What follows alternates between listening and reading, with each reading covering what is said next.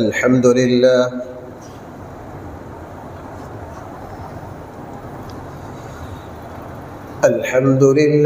نحمده ونستعينه ونستغفره ونؤمن به ونتوكل عليه ونعوذ بالله من شرور أنفسنا ومن سيئات أعمالنا من يهده الله فلا مضل له ومن يضلله فلا هادي له ونشهد أن لا إله إلا الله وحده لا شريك له ونشهد أن سيدنا وسندنا ومولانا محمدا عبده ورسوله صلى الله تعالى عليه وعلى آله وأصحابه وبارك وسلم تسليما كثيرا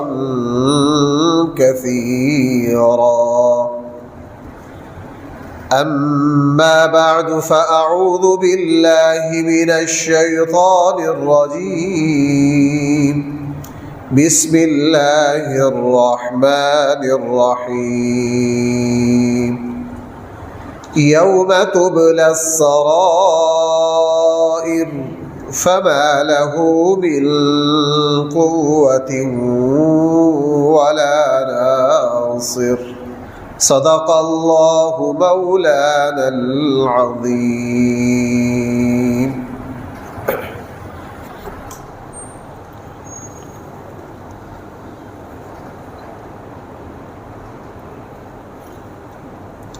محترم سامعین کرام،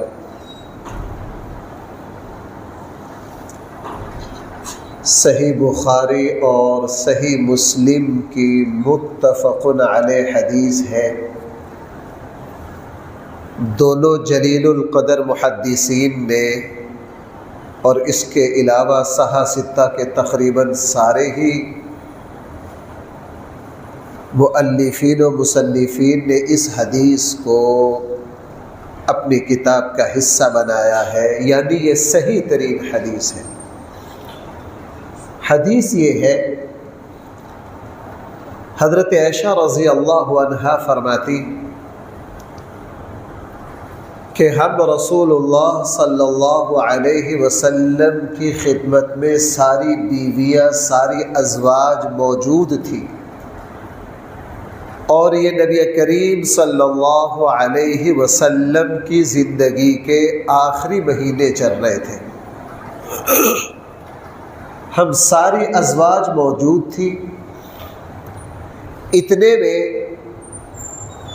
حضرت فاطمہ الزہرا رضی اللہ عنہا تشریف لائیں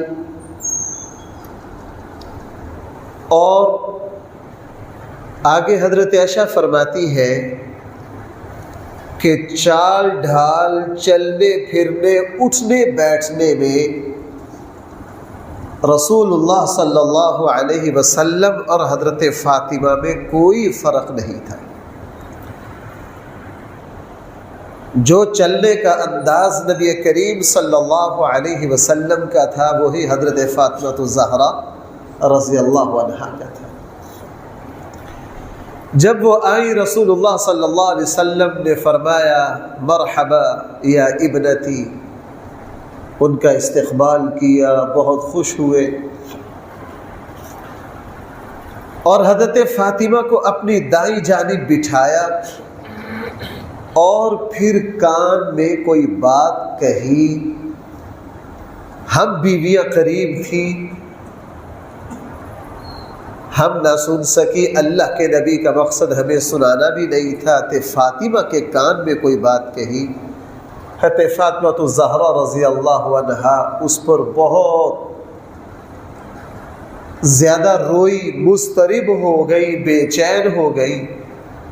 رسول اللہ صلی اللہ علیہ وسلم نے تھوڑی دیر کے بعد جب دیکھا کہ فاطمہ بہت زیادہ بے چین ہو گئی ہے تو دوبارہ کان میں ایک بات کہی، تو پھر حضرت فاطمہ الزہرا رضی اللہ عنہا کھلکھلا کے ہنسی مسکرائی،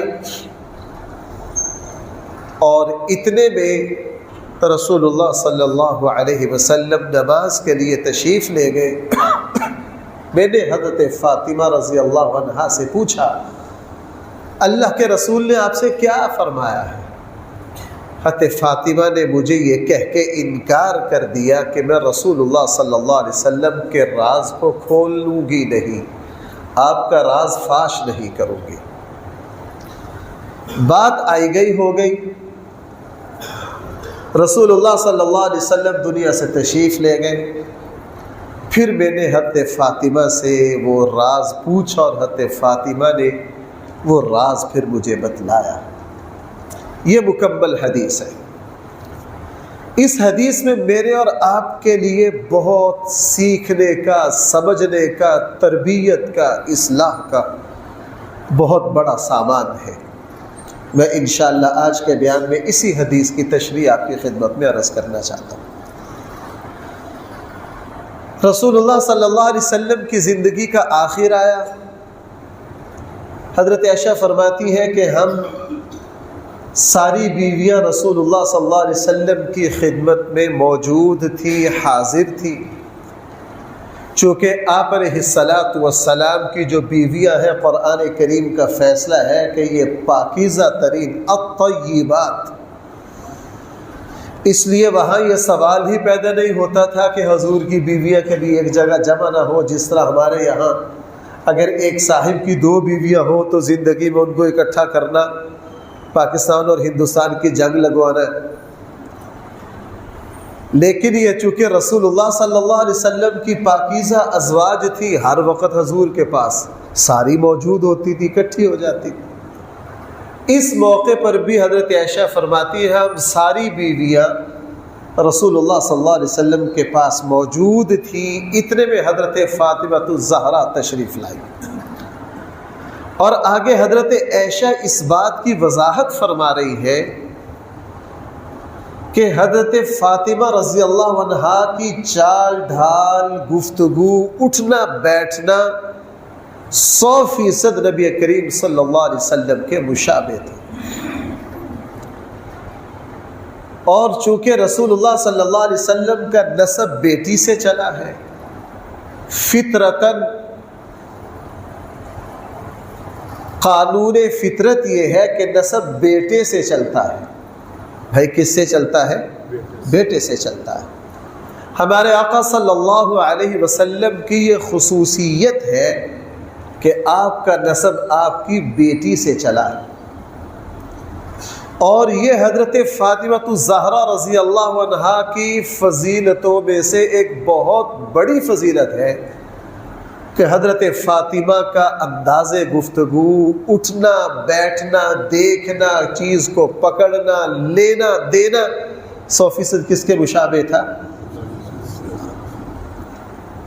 اور اللہ تعالیٰ نے اس مشابہت کو آگے بھی جاری رکھا۔ حضرت فاطمہ الزہرا رضی اللہ عنہا کے 2 بیٹے ہیں، حضرت حسن اور حضرت حسین رضی اللہ عنہما۔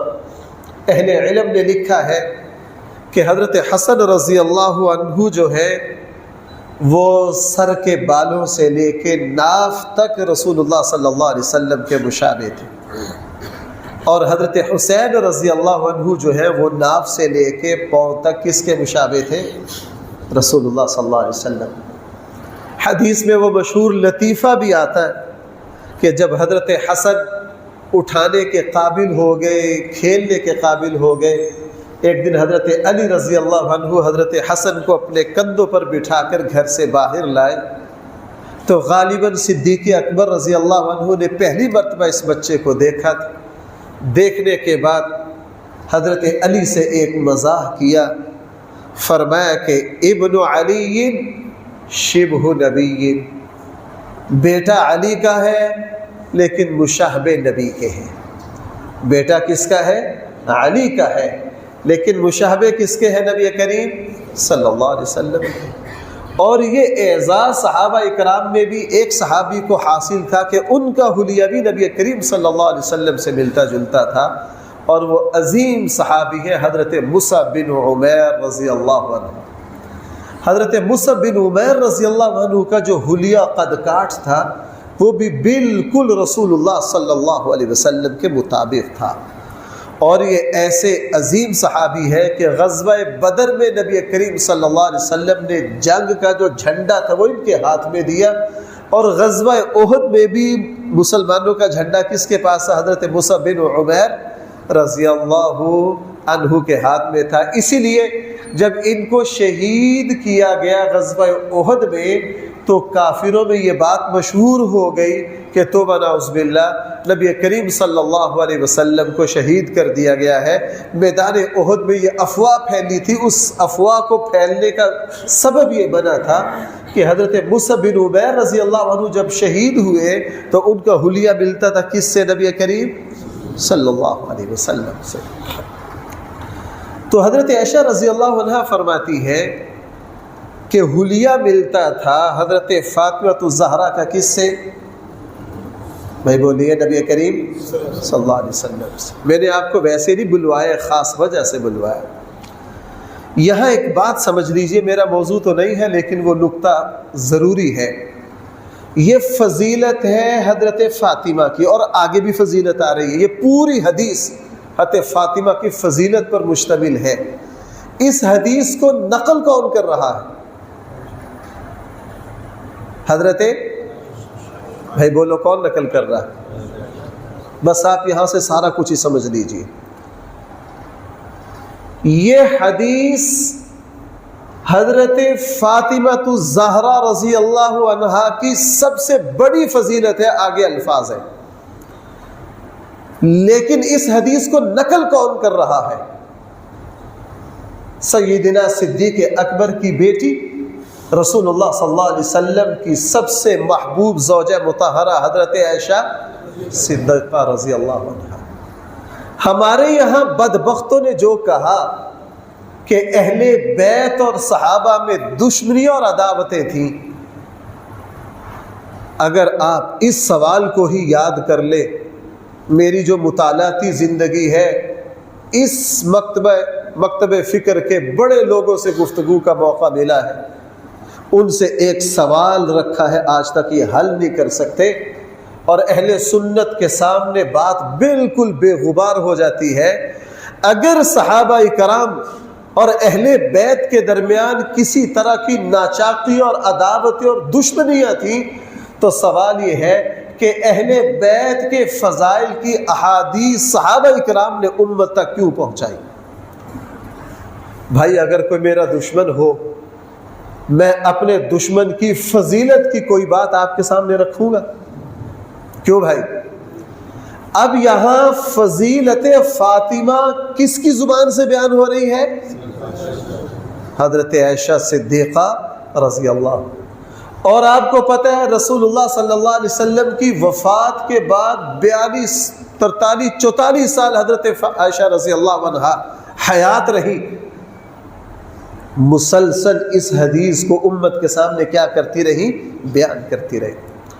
اب اگر حضرت فاطمہ اور صدیق اکبر کے درمیان کوئی اختلاف تھا، یا حضرت فاطمہ ان لوگوں سے ناراض تھی، یا اہل بیت اور صحابہ اکرام میں کسی قسم کا جھگڑا تھا، میں نے ابھی نماز سے پہلے میں صرف حدیث کی 2 کتابوں کی سندیں چیک کر سکا، بخاری میں اور ترمذی میں. آپ اہل بیت کی فضیلت کی ساری احادیث اکٹھی کر لیجئے. جناب ان احادیث کو نقل کون کر رہا ہے؟ حضور کے صحابہ. پتہ نہیں کوئی سمجھا کہ نہیں میری اس بات کو. ہے فضائل کن کے، اور ان کو آگے نقل کون کر رہا ہے؟ اور بھائی کوئی اپنے دشمن کی فضیلت کو بھی بیان کرتا ہے، دشمن کی فضیلتوں کو تو چھپایا جاتا ہے. اس سے پتہ چلا کہ یہ شیر و شکر تھے ان کے درمیان کسی قسم کی کوئی ناشاکی نہیں تھی۔ رسول اللہ صلی اللہ علیہ وسلم کے صحابہ، آپ کے اہل بیت اور حضور کے سارے صحابہ رسول اللہ صلی اللہ علیہ وسلم کے اہل بیت کی عظمت کو 100% مد نظر رکھتے تھے۔ اس حدیث میں آگے تفصیل کچھ اور بھی آ رہی ہے۔ بہرحال تو حضرت عائشہ فرماتی ہیں ہم ساری بیویاں رسول اللہ صلی اللہ علیہ وسلم کی خدمت میں موجود تھی، حاضر تھی۔ اتنے میں تشریف لے آئی کون؟ حضرت فاطمہ الزہرا رضی اللہ عنہا۔ اللہ کے نبی نے فرمایا مرحبا بابنتی، میں اپنی بیٹی کو خوش آمدید کہتا ہوں۔ اللہ کے نبی خوش ہوئے، اور اس کے علاوہ جب بھی حضرت فاطمہ تشریف لاتی ہیں رسول اللہ صلی اللہ علیہ وسلم کھڑے ہوتے، ان کے ہاتھ چومتے، ان کا بوسہ لیتے، بہت خوش ہوتے، اور حضرت فاطمہ بھی جواب میں ایسا ہی کرتی۔ اس سے مجھے اور آپ کو ایک بڑی عظیم سنت اور طریقہ مل گیا کہ جب بھی کوئی شخص مہمان آئے تو اس کو خندہ پیشانی سے ملنا، اس کو اعلیٰ طریقے سے ملنا، آنے والے کو یہ نہ محسوس ہو کہ میں شاید لوگوں پر کوئی وزن بناؤں۔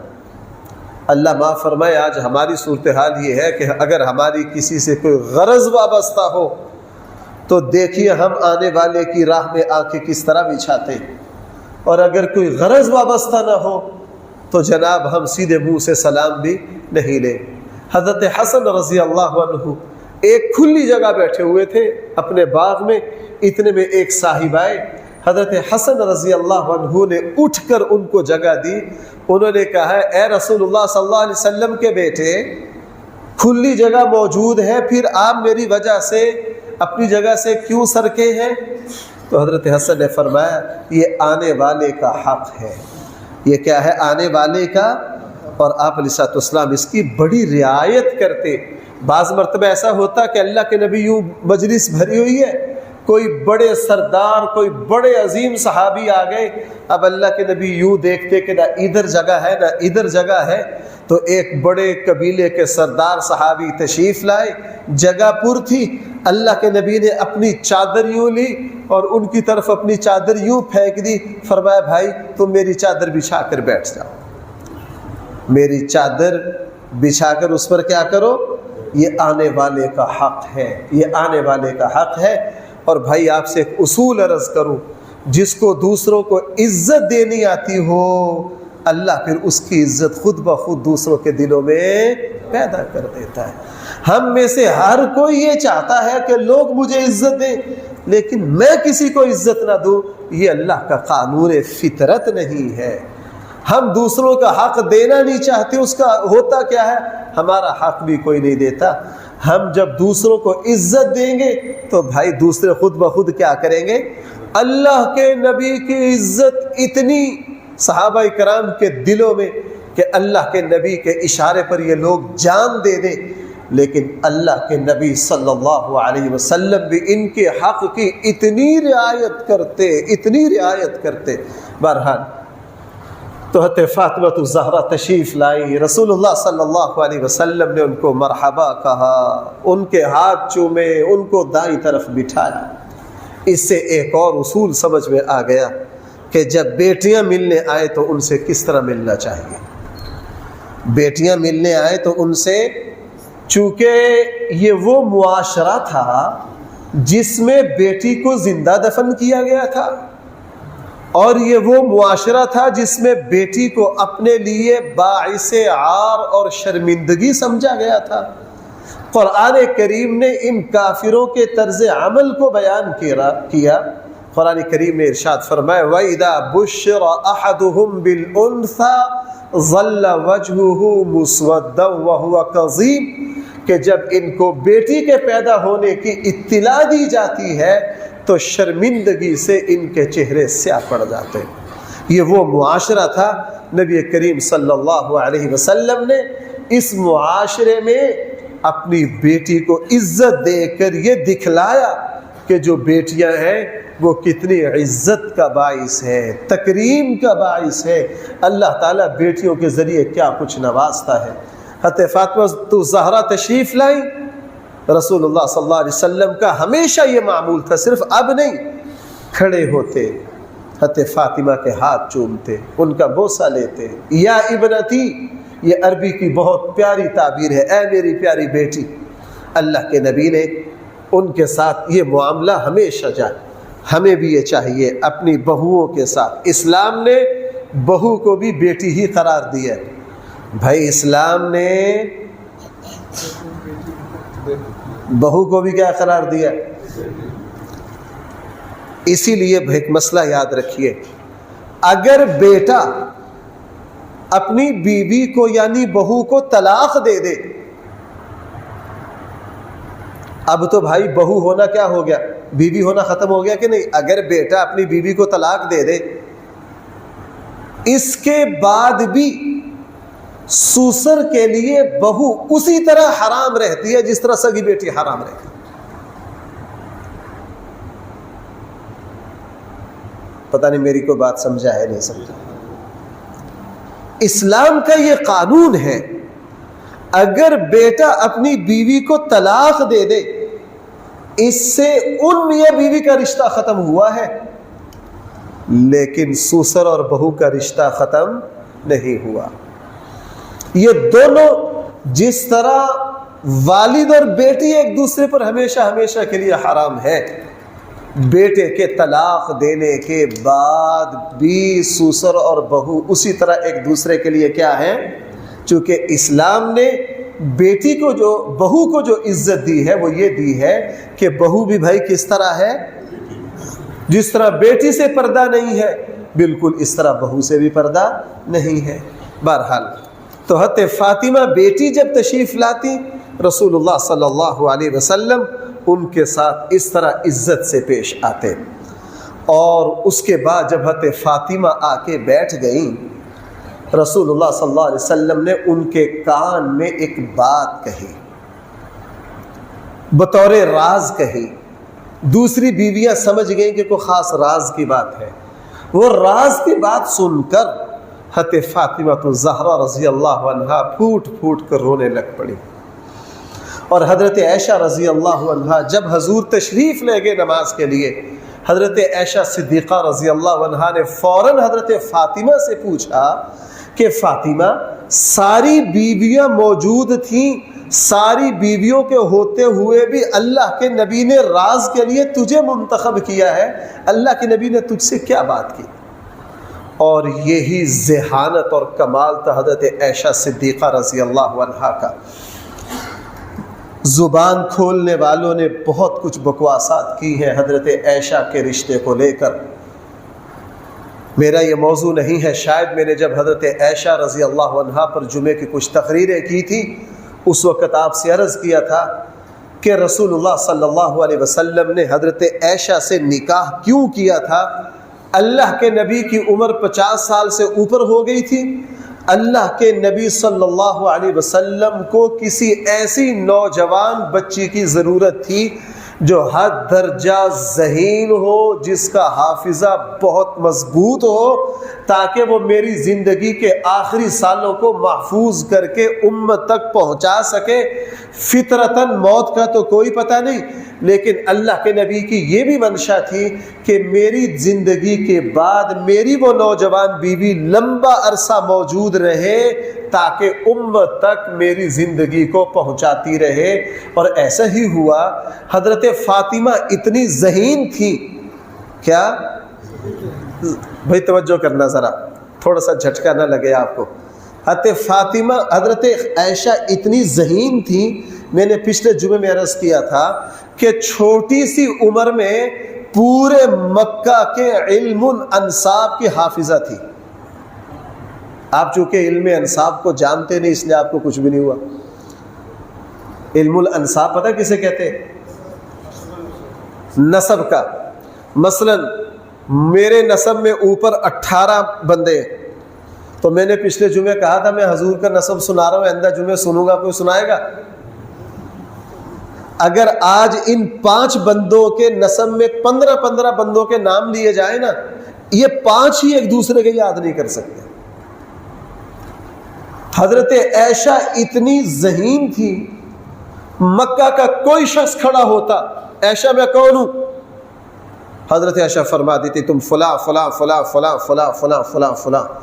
پورے عرب میں جب کوئی نسب کا مسئلہ پیش آتا تو پورے عرب کے مسلمہ قاضی اور جج جو تھے وہ سیدنا صدیق اکبر تھے، اور حضرت عائشہ علم الانساب میں اپنے ابا کی شاگردہ تھی۔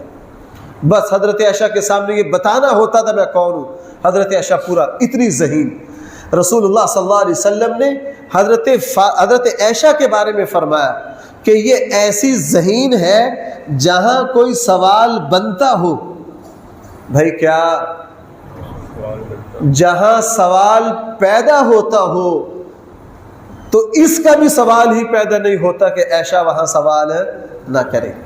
اب حضرت فاطمہ سے راز کی بات کی، باقی بیویوں نے حضرت فاطمہ سے، یعنی باقی بیویاں بھول گئی، لیکن حضرت عائشہ بھولنے والی، فوراً حضرت فاطمہ کو پکڑ لیا، کہا اللہ کے نبی نے کیا بات کی ہے، کیا بات کی ہے۔ اسی لیے رسول اللہ صلی اللہ علیہ وسلم کی وفات کے بعد 40 سال تک علم کی سب سے بڑی اکیڈمی اور یونیورسٹی جو تھی وہ حضرت عائشہ صدیقہ رضی اللہ عنہا تھی۔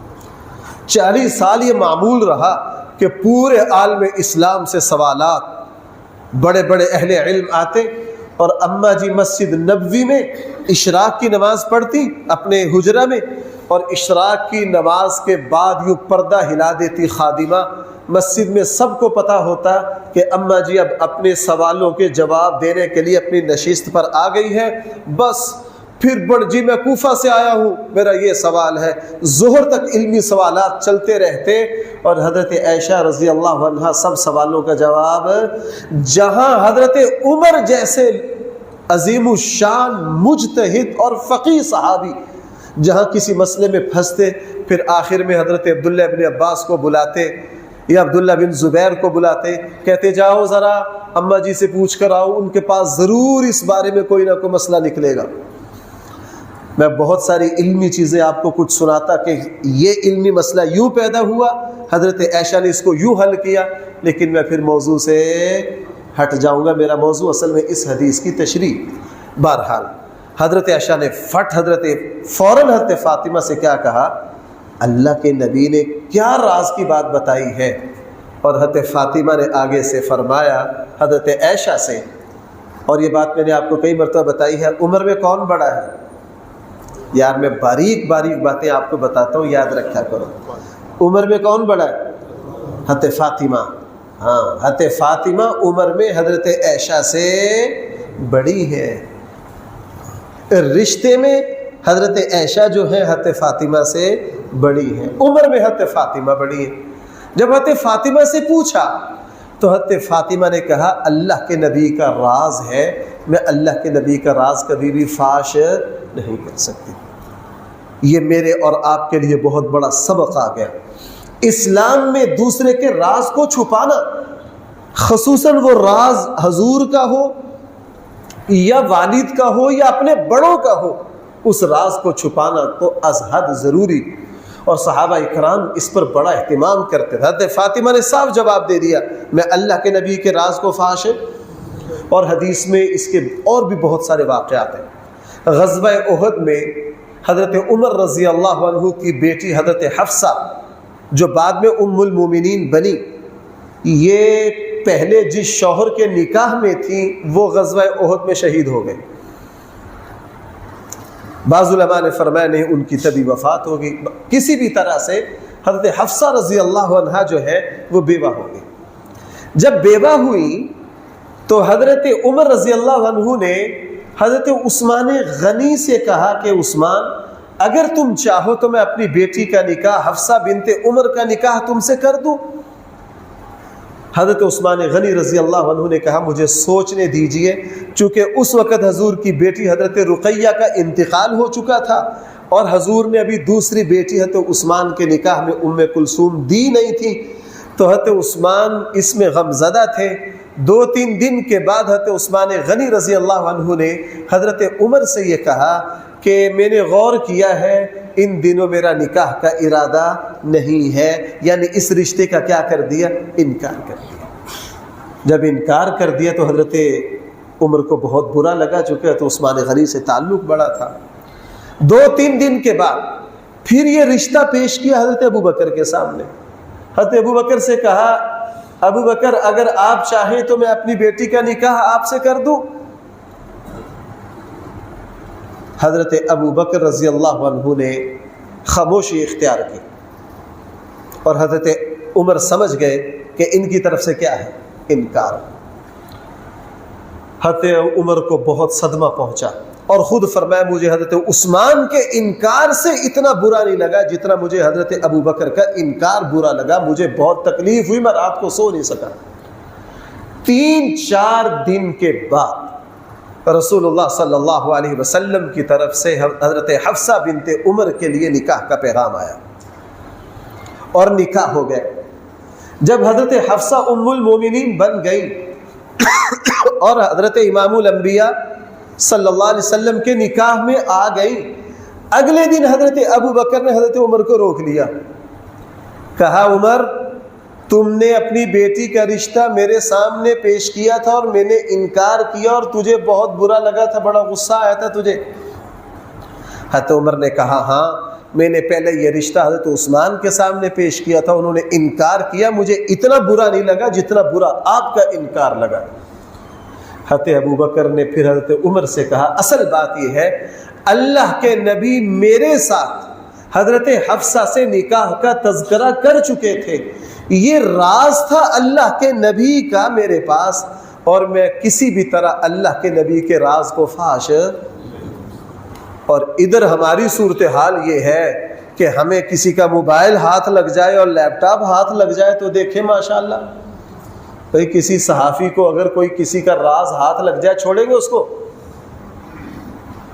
کیوں بھائی؟ ہمارے یہاں بڑے بڑے جو سیاستدان ہیں ان کو تو ہم انسان اور مسلمان سمجھتے ہی نہیں نا، ان کے بارے میں تو نجی جیسے کیسے معلومات مل جائے بھائی ان کو اچھالیں گے کہ نہیں؟ بھائی عمران خان کی یا نواز شریف کی یا زرداری کی کوئی نجی کوئی معاملہ مل جائے تو صحافی چھوڑیں گے اس کو؟ میرا ایک دفعہ صحافی حضرات نے ایک جگہ بیان رکھا، میں نے ان سے بڑی معذرت کی، میں نے کہا بھائی میری تقریر آپ حضرات کو ہضم نہیں ہونی تو مجھے آپ کی مہربانی ہے بیان کے لیے نہ بلاؤ۔ 2-3 صحافی میرے دوست ہیں، انہوں نے کہا نہیں مفتی صاحب آپ کا بیان ہونا ہی ہونا ہے۔ میں نے ان کو مزاح میں کہا، میں نے کہا پھر یہ آخری ہونا ہے، دوبارہ آپ لوگوں نے مجھ سے سلام بھی نہیں لینی۔ کہیں گے نہیں جی اب جب میرا وہاں بیان ہوا تو میں نے ان جاءکم فاسق بنبأ فتبینوا ان تصیبوا قوما بجہالہ، سورہ حجرات کی اس آیت کو موضوع بنا کر وہاں بیان کیا، تو مجھے اندازہ ہو گیا کہ میری جو تقریر ہے وہ ان کے کانوں پر بہت بھاری گزر رہی، چونکہ ہمارے یہاں تو اگر کسی بڑی شخصیت کا ذاتی راز، ایک ہے قومی راز، میں اس کی بات نہیں کر رہا ہوں، بات ہو رہی ہے کسی کی ذاتی اور نجی، قرآن کریم نے اس کو کھولنے کی اجازت ہے نہیں دی۔ اگر کسی ٹی وی چینل کے ہتھے چڑھ جائے تو جناب اس پر اتنی کمائی ہوگی، ہم تو اس خبر کو بیچ کر اتنا کمائیں گے کہ ہماری نسلوں کے لیے کافی ہو جائے گا۔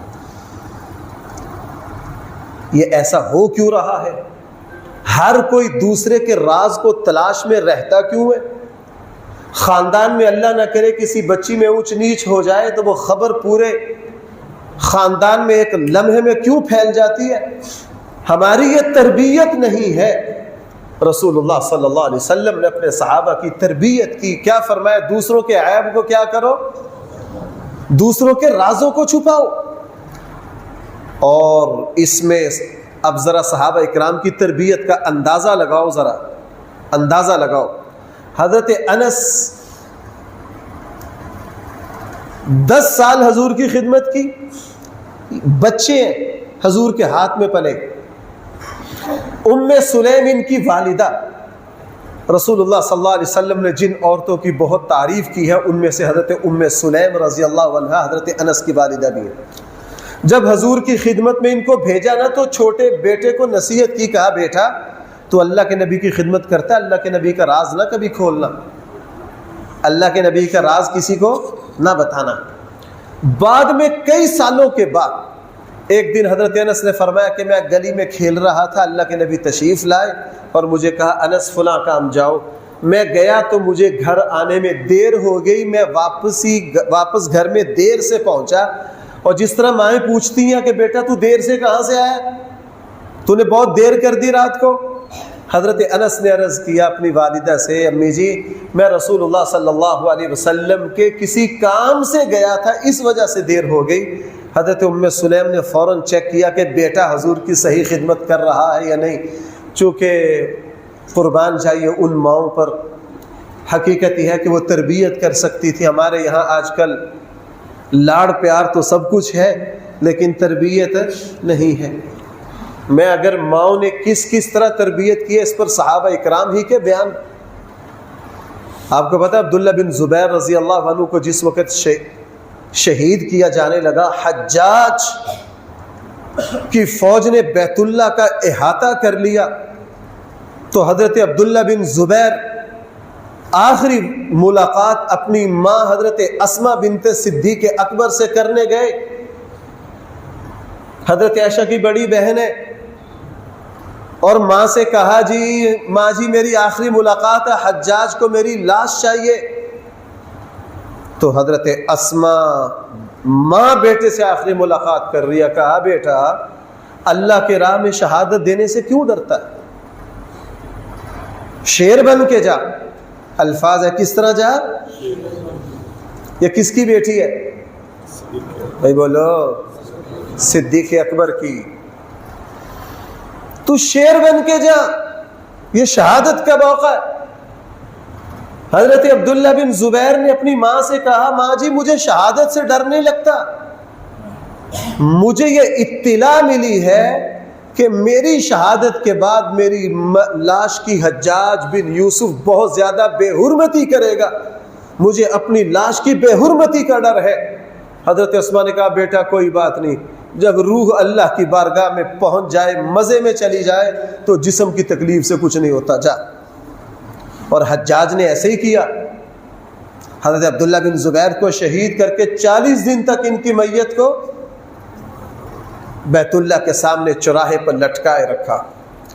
اور حضرت اسماء بنت صدیق اکبر والدہ 40 دن کے بعد جب آئی نا تو اپنی بیٹے کی لاش کو دیکھا، اوئے ہوئے ہو، تو دیکھ کر پتہ کیا کہا یہ مہمان ابھی تک یہیں پھر رہا ہے، یہ مہمان ابھی تک. وہ لوگ دین کو اتنا سمجھے ہوئے تھے، ان کو پتہ ہے کہ میرے بیٹے نے اللہ کی راہ میں کیا دی ہے، شہادت دی. بیٹے کی میت کو دیکھ کر کہا یہ مہمان ابھی تک یہیں پھر رہا، گیا نہیں ہے. ماں کو ایک صدمہ ہوتا ہے، اور حضرت اسماء کو بھی تھا، لیکن وہ سمجھتی تھی کہ میرا بیٹا راہ حق کا شہید ہے، اس پر رونا چلانا کس چیز کا.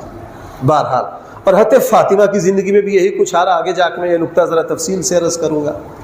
تو بات یہاں سے چلی تھی کہ جب رسول اللہ صلی اللہ علیہ وسلم نے اپنی بیٹی کے کان میں راز کی بات کہی تو فوراً سوال بنتا تھا، اور حضرت عائشہ کی ذہانت حرکت میں آئی.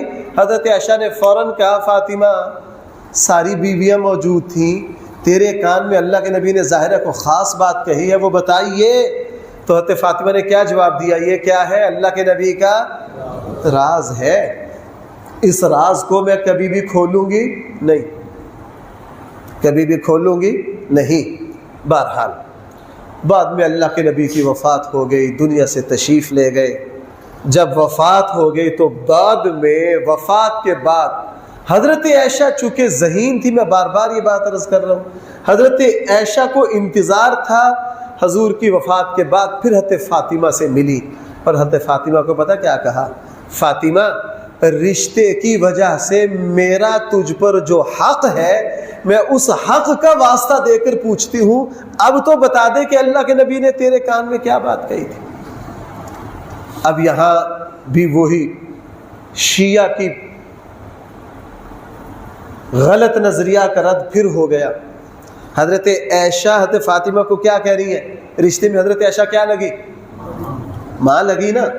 دو وجہ سے ماں لگی. ایک تو نبی کی بیوی، اب قرآن کا فیصلہ پوری امت کی کیا ہے؟ ماں ہی ہے۔ ایک تو روحانی ماں لگی اور دوسری جسمانی ماں بھی لگی، چونکہ والد کے نکاح میں ہے۔ جو عورت والد کے نکاح میں آ جائے، اسلام نے اس کو کیا کہا ہے؟ ماں کہا ہے۔ تو حضرت عائشہ صدیقہ رضی اللہ عنہا فاطمہ الزہرا کی ڈبل والدہ تھی، جسمانی بھی اور روحانی بھی۔ اس کا واسطہ دیا، یہ واسطہ دینا خود بتلا رہا ہے۔ ہائے ہائے، آپ حضرات اگر میرے سامنے شیعہ حضرات ہوتے نا، ان کے سامنے بڑا سے بڑا جھوٹ بھی مارو نا تو اٹھ اٹھ کر زمین پر پڑتے ہیں، اور ہمارے یہاں باریک سے باریک باتیں عرض کرو تو ہمارے دوستوں کو نیند آ رہی ہوتی ہے۔ میں اس میں شیعہ ذاکرین کو ایسے خوش قسمت سامعین ملتے ہیں، تول کے 10-10 من کی بھی گپ مارے نا، وہ داد دے کر مسجد ہلا دیتے ہیں، اور ہمارے یہاں قرآن کے صاف حقیقت بھی بیان کریں پھر بھی ہمارا آدھا مجمع سو جاتا ہے۔ بھائی میں غلط تو نہیں کہہ رہا؟ ہاں۔ اب یہ لوگ کہتے ہیں کہ حضور کی وفات کے بعد وراثت صدیق اکبر نے حضرت فاطمہ کو نہیں دی،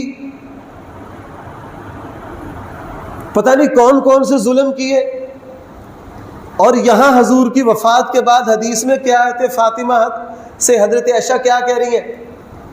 عائشہ، ماں ہونے کا جو میرا تجھ پر حق ہے، تو یہ انداز بتا رہا ہے کہ رسول اللہ صلی اللہ علیہ وسلم کی وفات کے بعد ان کے تعلقات اور معاملات 100% صحیح تھے۔ یہ باقی ساری بکواسات، یہ صحیح حدیث ہے۔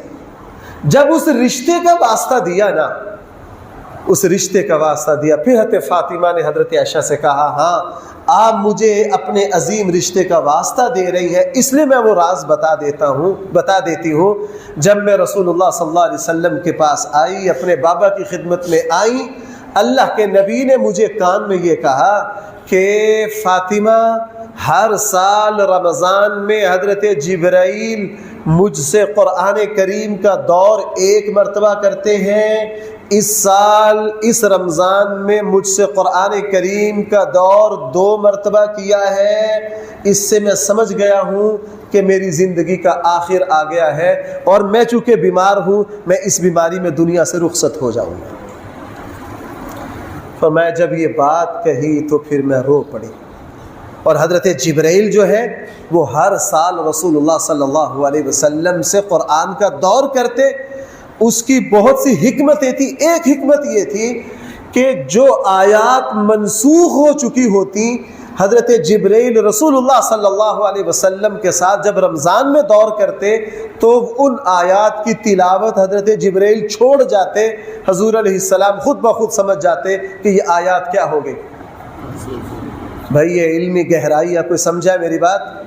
ہاں، وہ میں بار بار عرض کرتا ہوں نا، ذرا علمی ذوق کو کیا رکھو۔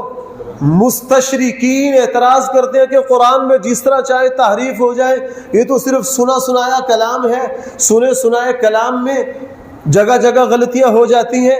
ہمارے یہاں کا ایک بدبخت کا میں نے مضمون پڑھا، بے دین ہے، اس نے کہا علامہ اقبال اس صدی پچھلی صدی کا ہے، علامہ اقبال کے اشعار چونکہ سنے سنائے تھے، بہت سارے چھپے نہیں تھے، ان میں اختلاف ہے کہ یہاں علامہ اقبال نے یہ لفظ استعمال کیا ہے یا یہ کیا ہے۔